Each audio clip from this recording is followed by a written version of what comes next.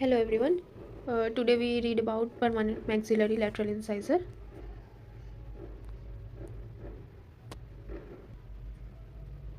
तो सबसे पहले देखते हैं ना इंट्रोडक्शन। अगर आपको ये लिखना है, ये क्वेश्चन आपके 10 मार्क्स में आ सकते हैं, तो आपको इंट्रोडक्शन से ही स्टार्ट करना है। देन आपको उसके क्रोनोलॉजी लिखना है, मेजरमेंट लिखना है एंड टूथ नंबरिंग सिस्टम लिखना है। मेजरमेंट अगर आप लिखे तो ठीक है, नहीं लिखे तो फिर आप उसको स्किप कर सकते हैं। देन आपको सारे एस्पेक्ट लिखना है, जैसे labial aspect, lingual aspect, mesial aspect, distal aspect and incisal aspect. तो सबसे पहले इंट्रोडक्शन से स्टार्ट करते हैं। Maxillary lateral incisor are second tooth from mid line, क्योंकि मिड लाइन से फर्स्ट टूथ जो है वो सेंट्रल इंसाइजर है। In mesial surface of the lateral incisor make contact with distal surface of the central incisor. Distal surface of the lateral surface make contact with mesial surface of canine. इसका function क्या है? Cutting, biting, इंसाइजिंग।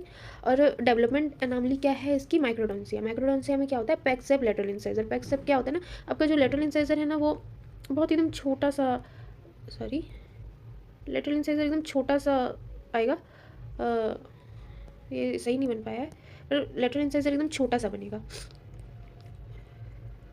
Then आते हैं periodontal disease क्या है? पैलेटोजिंजाइवल group, और इसको पैलेटोरेडिकल group भी कहते हैं। ये present distally on crown and extend on all of its length.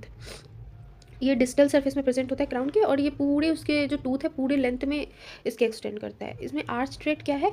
Line bisecting the root, also bisecting the incisal edge of the permanent lateral incisor. आप देख सकते हैं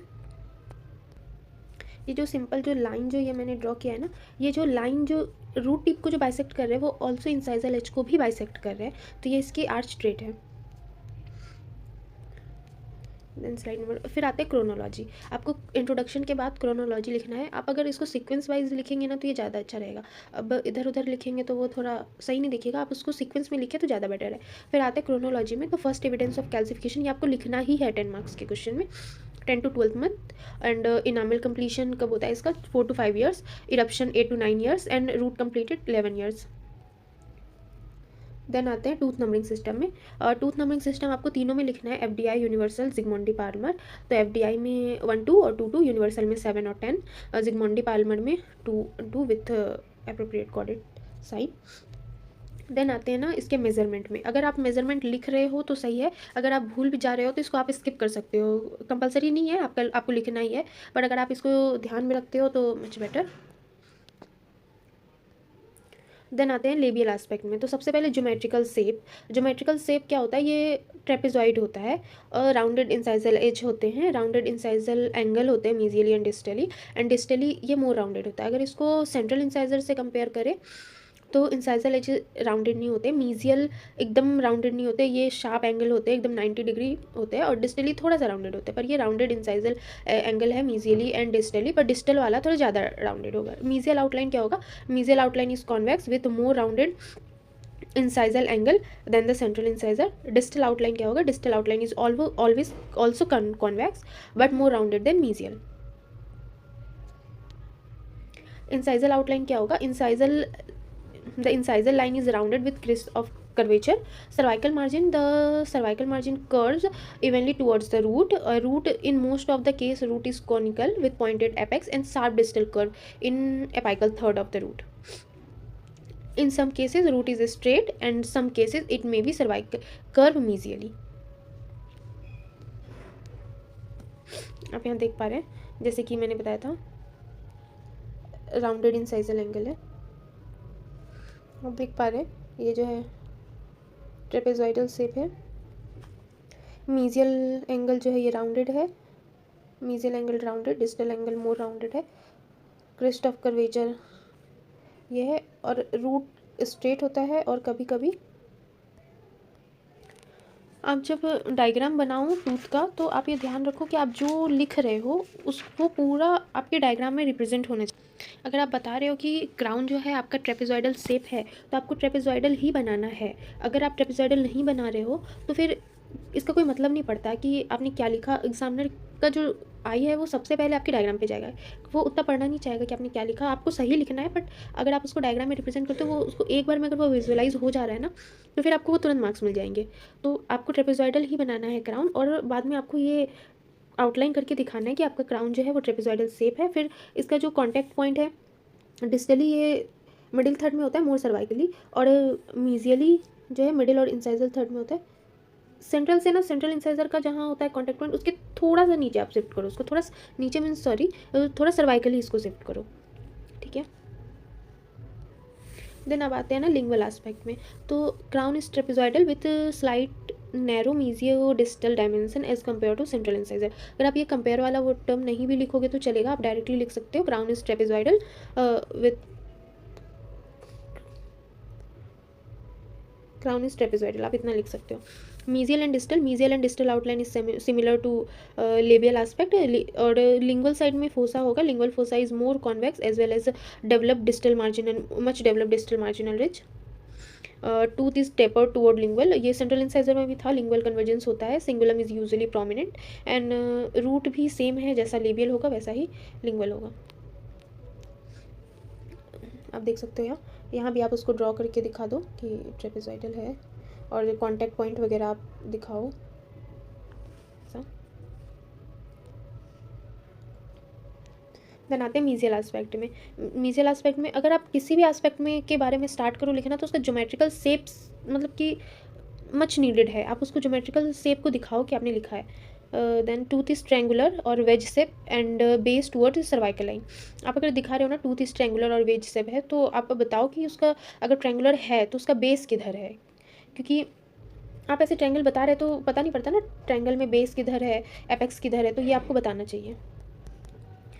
एग्जामिनर ना, जितना एग्जामिनर को आप इजी टर्म में बताओगे, जितना वो अच्छा से समझ पाएगा एग्जामिनर को ना, आप ऐसा एक स्टूडेंट सोचो, और ऐसा सोचो कि आप उसको कितने अच्छे से किसी भी टर्म को समझा पा रहे हो। अगर आप उसको ज़्यादा अच्छे से समझा पाओगे तो आपको वो ऑटोमेटिकली अच्छे मार्क्स देंगे।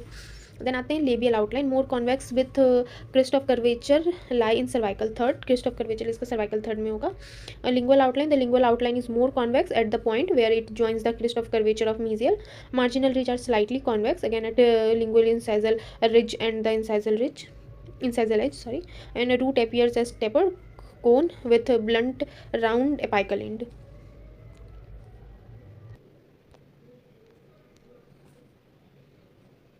जैसा कि आप यहाँ उनको ड्रॉ करके दिखाओ कि आपने ट्रायंगुलर शेप बनाया है, ये आपका ट्रायंगुलर शेप है, और बेस इसमें जो लेबियल सरफेस है ना ये कॉन्वेक्स होता है, और लेकिन लिंगुअल सरफेस जो है ये पहले कॉन्वेक्स होता है।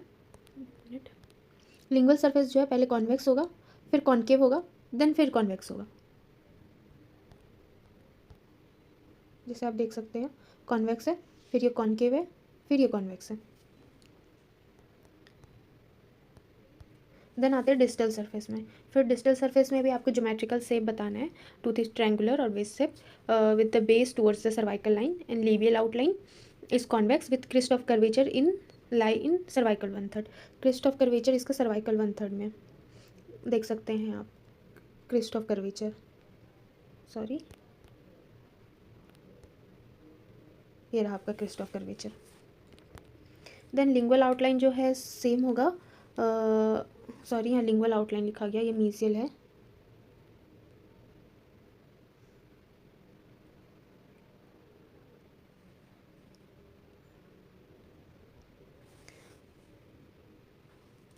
अगर इसमें डेवलपमेंटल एनोमली होगी कुछ, तो इसमें developmental groove distally on crown extending, ये था ना पैलेटोजिंजाइवल ग्रूव, ये रहा आपका palatogingival groove present distally on crown and extending on of its length, वही है ये।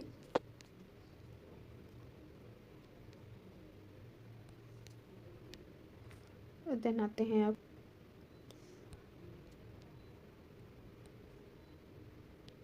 इंसाइजल एस्पेक्ट में। तो ज्योमेट्रिकल शेप जो होता है ना क्राउन का, ये राउंडेड, ओवल और रोम्बॉइडल शेप होता है। क्राउन का आप शेप देख रहे हैं, या तो राउंडेड होगा या ओवल होगा या रोम्बॉइडल शेप होगा। मोर और लेस ये राउंडेड शेप आपको दिख रहे होंगे, ये सॉरी ओवल शेप आपको दिख रहे होंगे। Then labiolingual dimension is more than mesiodistal dimension, ये देख सकते हैं आप। अगर इसको मीजियल कहें, ये डिस्टल, ये लेबियल और ये लिंगुअल।